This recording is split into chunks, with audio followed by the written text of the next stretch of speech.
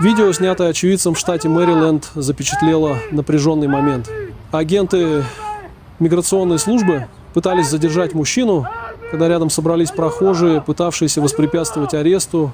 В разгар столкновения один из сотрудников выронил оружие, но тут же поднял его и направил в сторону собравшихся людей, что вызвало крики и панику.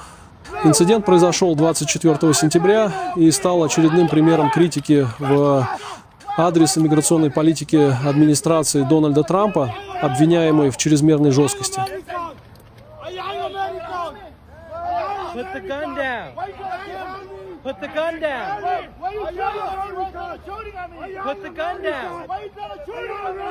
You're gonna shoot me? Point the gun. We have it. Put the gun down. You're trying to shoot me? Shoot me. Shoot me. Put the gun down. Boy, you trying to shoot me?